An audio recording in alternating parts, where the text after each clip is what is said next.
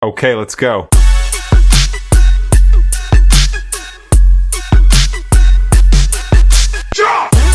All right, what if you could take 14 years of high-stakes trading, all the wins, all the losses, all the psychological meltdowns, and just boil it all down to the handful of lessons that actually matter? Well, that's exactly what we're going to do today. We're talking about the core truths for long-term success. So let's get right into it. So why should you listen? Well, let's just start with the bottom line here. The person whose lessons we're breaking down has pulled in over $4.5 million in profit. And look, that's not some back-tested theory, right? That's real money, and it comes from mastering the exact mental game we're about to unpack. And this quote, this really gets to the heart of it all. Think about it. For most traders, the problem isn't the strategy. It's not the setup. It's how they execute that strategy when the pressure's on. You know what I'm talking about. The hesitation, the angry revenge trades, all those emotional decisions that can take a perfectly good system and just completely torch it. And that leads us right to one of the hardest lessons in this entire business. Your strategy, I don't care how brilliant it is, it's just not enough. The real game, the one that separates the pros from everyone else, it's all about mastering what's going on between your ears. Okay, so here's the game plan for today. We're going to hit 5 key lessons: mastering your emotions, embracing the boring, surviving your losses, killing your ego, and finally, learning to recover like an absolute pro. All right, let's kick things off with lesson number 1, master your emotions. This is the big one. It's that battle inside your own head where most traders honestly just lose the war. I mean, does this sound familiar to you? You see a perfect setup, but you hesitate. You freeze up. Then, once it's gone, you get mad. And what do? You chase some garbage trade out of frustration, trying to make it back. And of course, you lose on that one too. It's that classic emotional death spiral, and trust me, every single trader has been there. So what's actually happening in your brain here?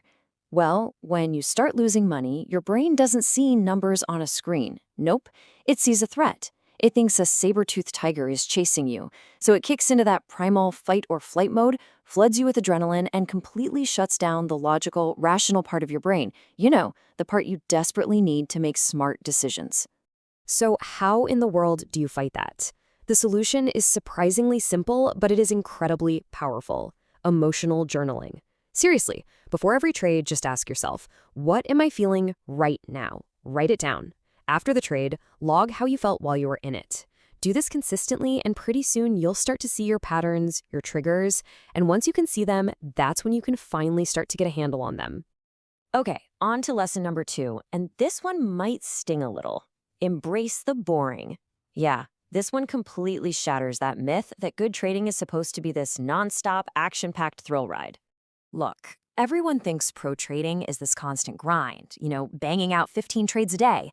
The reality? It's often mind-numbingly boring. It's sitting on your hands for hours, maybe even the whole day, just waiting for that one single A-plus setup. For professional, waiting isn't wasting time. Waiting is the job. And this is such a huge point. People think discipline is all about willpower, about forcing yourself to do the right thing. It's not. Real discipline is about building systems, a pre-trade checklist, a post-trade review that make good decisions almost automatic.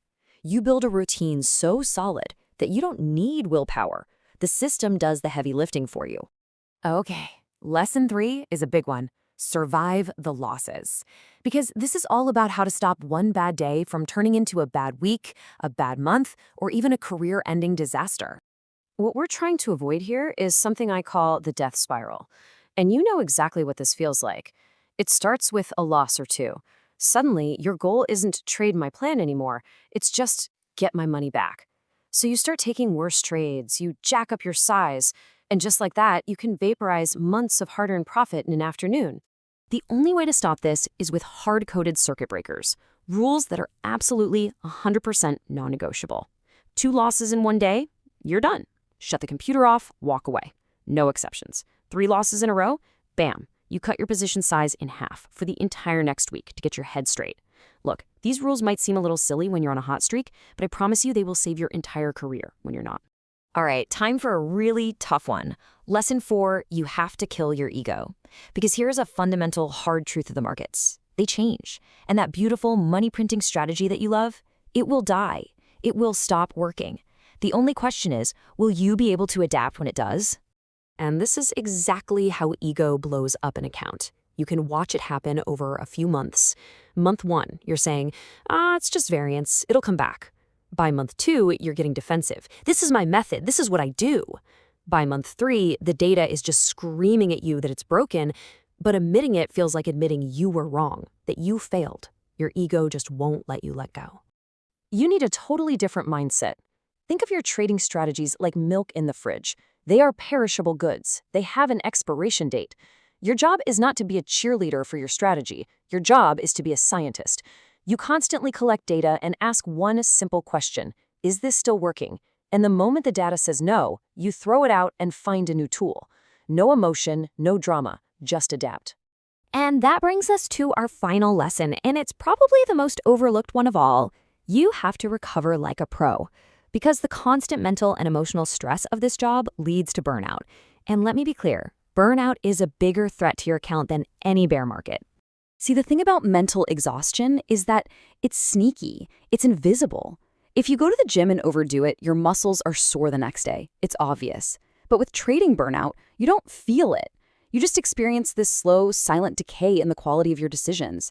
You don't even notice it's happening until you look back at a string of really stupid, costly mistakes and wonder, what was I thinking? This is why you have to get systematic about recovery. Treat it like a skill you're trying to master. That means having your own non-negotiable rules. Maybe it's a walk after every single session, no phone, just to decompress.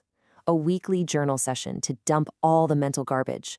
Hobbies that have absolutely zero to do with markets. And this is crucial, scheduling mandatory blocks of time completely off, away from the screens. Because at the end of the day, this is the real secret to longevity in any high-performance field, not just trading. The goal isn't to see how hard you can grind before you snap. The goal is to build a life and a system that allows for sustainable excellence, year after year. So, when you put all these 5 pieces together, what's the real takeaway here? It's that long-term mastery isn't about how many hours you stare at a screen. Not at all. It's about the quality of those hours. And that quality is determined almost entirely by how well you manage your mind and how seriously you take your recovery. So, I'll leave you with one final question to think about. Take a hard look at your own approach. Are you training like a professional athlete with deliberate practice, strategic rest, and a deep focus on the mental game? Or are you just grinding, hoping that pure grit is enough, and basically just sprinting towards burnout? The way you answer that question will pretty much define your entire future in this game.